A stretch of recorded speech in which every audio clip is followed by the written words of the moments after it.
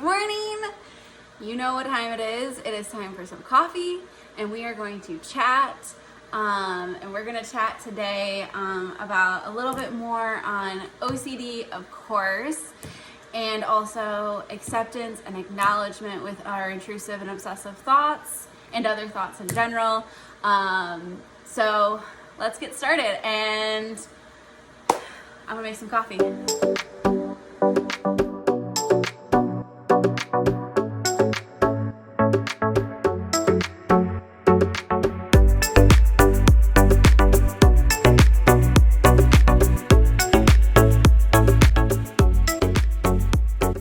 Okay, so I'm actually taking us over into my living room because, as I said, today we're going to talk about,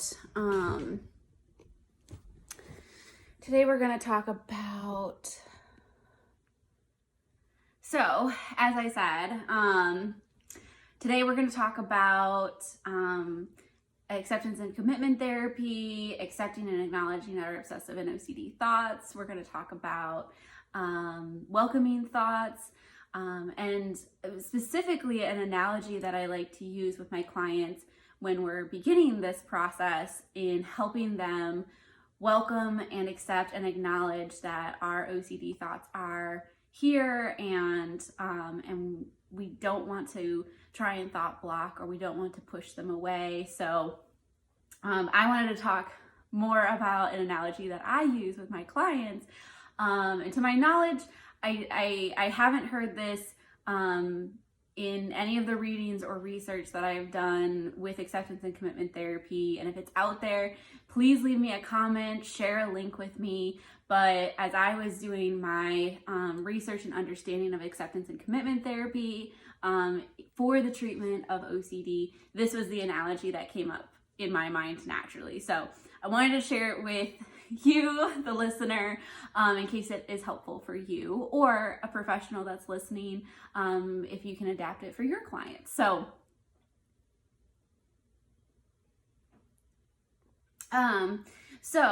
my analogy is that I call it the metaphorical living room, hence why you are joining me today in my living room. I thought it would be so perfect for us to chat here about the metaphorical living room. So I want you to imagine that you're in your living room, okay? And the living room is typically perceived as, you know, the gathering space where everybody hangs out. If people come over, your family is hanging out together, you typically hang out in the living room. So think about the living room and think about, you know, people that come and they hang out in the living room, and people will come and they'll go and they'll stay for as long as they want. And it's also up to you on who you choose to spend a lot of time with, who you choose to just say hi to, who you choose to just acknowledge that they're in the space and don't necessarily converse with them. It's completely up to you. But it's up to the people in the living room to decide when they want to come and they want to go. And if we continue with this same analogy and now we apply our obsessive and intrusive thoughts to it, right? The thoughts are the people, right? The people that join us in our living room. And we don't have the choice of who comes and when they leave necessarily. We just acknowledge who's in the living room, right? And that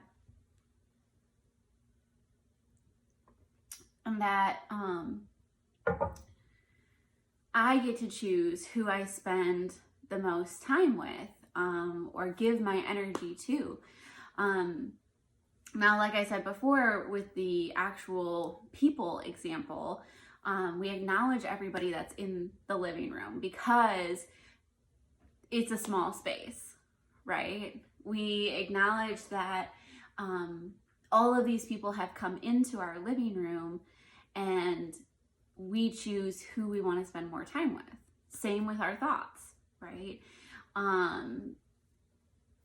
Same with our thoughts. We acknowledge all of the thoughts that come into our metaphorical living room, but I choose who I give my attention and an energy to, who I want to pay more attention to. That's my choice. And OCD is tricky in this way because it's so scary, because it's so fear-based, it makes us feel like we have to give the attention and energy to the obsessive or intrusive thoughts, because if we don't, X, Y, and Z, something bad's gonna happen. And this practice is more about, like I said, acknowledging that we're having the thought, that the thought is in the metaphorical living room. 2, accepting that the thought is in the metaphorical living room, and that I also have the choice to give my attention and energy to another thought that I want to have.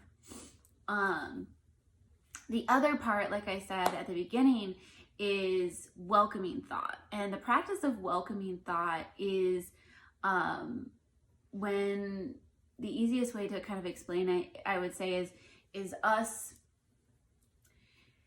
knowing that we could have any type of thought come into our metaphorical living room throughout the day, and we welcome it even before we have the thought, right? So for example, today, practicing welcoming thought is that, I welcome that I could have joyous thoughts today in my metaphorical living room, that I could have anxious thoughts in my metaphorical living room today, that I could have neutral thoughts in my metaphorical living room today. All of those are possible. And I welcome that they could happen.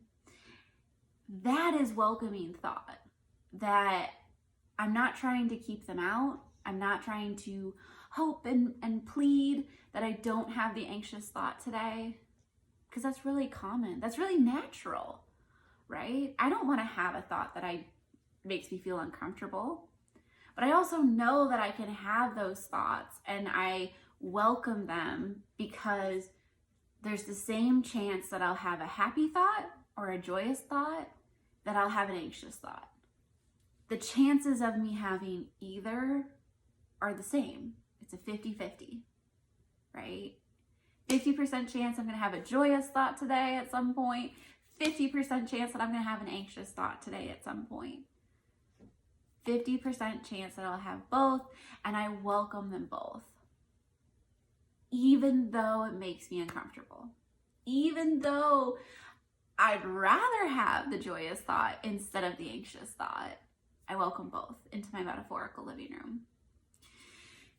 So speaking of the metaphorical living room and the 50-50s, 50% chance. So the 50-50s are us talking once again more about risk tolerance and sitting with the uncomfortability. What else is common in a living room? A couch. So here's another component that I like to talk about also with the metaphorical living room in risk tolerance combination is the couch. So real quick, pause, time out in our discussion. Think about a couch. Think about whatever type of couch you want. It could be your dream couch. It could be your actual couch, whatever you want it to be, but I need you to envision a couch, okay? And now I want you to envision yourself on this couch in the metaphorical living room, sitting in the middle of the couch. Because we always sit in the middle of our metaphorical living room couch, because on either side of us is gonna be the 50-50s. 50% chance that something's gonna happen, 50% chance something's not gonna happen.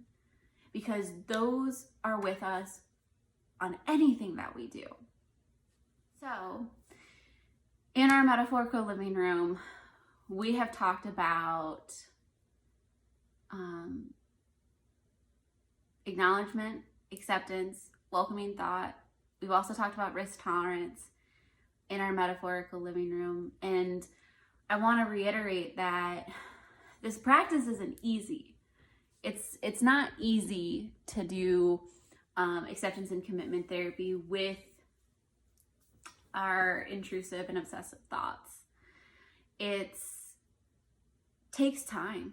It takes practice. It takes support, even from a trained professional in OCD and also acceptance and commitment therapy. It takes all of that. And as much as we want the change to happen so quickly because we're in such high distress, we also know that it's going to take some time.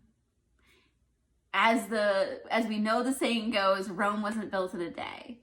Same with our OCD symptoms. Our OCD symptoms did not snap into place overnight. Took years to build and to act upon those obsessive thoughts through compulsive behaviors, through fear-based living. It took years, maybe months, years, because I've seen it both ways with clients, that they build and they become more constricting, and we engage in ways that we feel are helpful, but now knowing what we know about OCD treatment, or if you have not started OCD treatment, what you will learn about while in OCD treatment is that the treatment for OCD is different in comparison to generalized anxiety disorder, is different from other anxiety disorders, that instead of reassuring ourselves that no, I won't get sick, or I'm a good driver, I'm not gonna, hit somebody, or all of a sudden drive onto the lawn and smash into that house. We know that we have to sit with the uncertainty instead to start to desensitize our nervous system from those fears. How do we do that? We first have to be able to acknowledge and accept that we're having those thoughts. And I hear this a lot with my clients in the sense that, well, okay, Jenny, but I do acknowledge them. That's why I'm here. That's why I'm sitting with you. And yes, which is great, but there also comes certain thoughts or certain times when it's harder to acknowledge and to accept and to sit with those thoughts, and to acknowledge that they're in the metaphorical living room, but I don't have to choose to engage with them. And that's because OCD comes up to us and pulls and pulls and pulls on our shirt and says, hey, listen to me. If you don't, something bad's gonna happen. And it's a lie that OCD tells us to get us to continuously re-engage in the cycle of OCD. The metaphorical living room helps us, one, and this is why I use a lot of analogies in my work with my clients, to understand and to grasp how the engagement we're looking for with our thoughts could look like, right? Because that's what analogies are for. They give us shape and material to kind of help us mold something to our understanding so we can engage with it easier, maybe more appropriately. And that's why, as I was learning about how acceptance and commitment therapy can help those that are struggling with OCD symptoms, I came up with the idea of the metaphorical living room to help us know that I get to choose who I engage and spend my time with. I acknowledge everybody that's in the metaphorical living room, but I choose who I spend time with. I look around my metaphorical living room and I say, okay, there's walk the dog, and there's make sure you, read that book. There's the, you're gonna hit somebody with your car. There's make sure to do lawn work. There's, oh, I like the color purple. And there's also from my last video, there's the thought of, I'm gonna hurt my dog. I acknowledge that they're all here. I acknowledge and I see them all. And of course, the really scary ones are really close in my face, or they're yanking on my shirt, trying to get my attention, trying to get me to engage. But I am choosing that I am going to engage with the thought of, oh, I need to read that book. I'm making that choice. And this leads us back to what I also talked about last month in my video of value-based living, because I want to read the book. I'm choosing to read the book because of multiple reasons. I love to read because I want this information for myself or for my clients or for my work, because I find it peaceful, because learning new things is exciting for me. Those all tag to my values. And so instead of living fear-based living, which is, oh, I'm going to hurt my dog, so I need to do everything that I can to not hurt my dog, or I'm going to get into a car accident, well, I'm never going to drive my car again. That's fear-based living. So instead of me choosing to engage with those thoughts, I'm going to engage with the thoughts that I want that are going to be more value-based living. Once again, this is acceptance and commitment therapy alongside of our OCD symptoms, our OCD thoughts. And yes, part of the acknowledgement is us sitting on our couch with our 50-50s and risk tolerance that when I drive my car later today, there's a chance that I will get in an accident and there's a chance that I won't. 50%, 50%. That's it. There is no, well, if I'm super defensive, then the chances that I won't will go up by like 5%. It doesn't work that way. Because when we boil everything all the way down with risk tolerance, sitting on our couch in our metaphorical living room, the chances for anything are still 50-50. It will always be 50-50. Because as I pick up my coffee, right, there's a 50% chance that I'm going to take a drink and I'm going to burn my mouth. There's a 50% chance that I won't. The chances don't change. The 50-50s do not change. So, and I didn't burn my mouth, so yay. So that is my example of an analogy that I like to use with my clients. It's called the metaphorical living room. It is a practice of, like I said, acceptance, acknowledgement, welcoming thoughts, risk tolerance, and I utilize it to help clients in their success with their exposure treatment, exposure response prevention.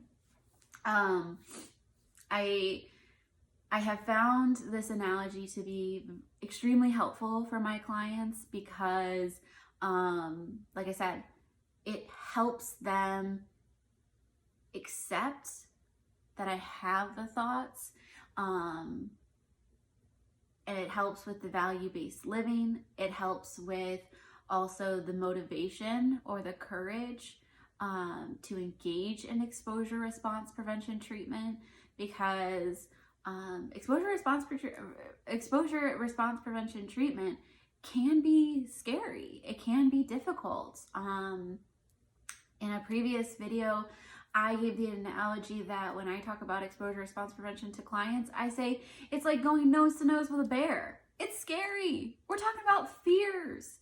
And so thinking about our thoughts in the metaphorical living room can make it a little bit easier for us to understand and to interact with them, because our thoughts aren't something we can hold in our hands. Same with our feelings. We can't hold those in our hands. Sure, I can pet my dog, I can drink my coffee, and I can hold those things in my hands, and those things spark emotion within me, but they're not the emotion or the thought themselves. And so utilize an analogy such as the metaphorical living room, our risk tolerance couch that we were also talking about, those are ways for us to be able to interact, understand, make it a little bit easier for us to be successful in our OCD treatment. And like I said earlier, I also invite that if this analogy or skill is out there, I have not seen it, but if you know of it, please share it with me in the comments so that I can see it. I would love to see it. But this is the analogy, the framework that naturally popped into my head as I was reading about acceptance and commitment therapy and how I could utilize it for my clients that struggle with OCD.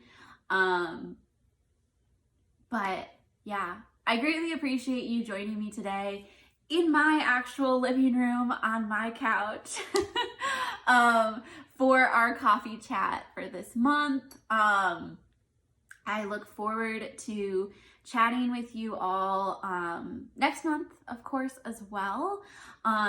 Go ahead and make sure to hit the like and subscribe button so you can get notified when I post new videos. But I greatly appreciate you watching this, and I do hope that the metaphorical living room analogy and skills that we talked about today could be helpful for you in your journey through OCD treatment and on to OCD recovery. I hope you have a fabulous month, and I will see you all next month. And yeah, leave a comment. Let me know what you think. Have a good one. Bye.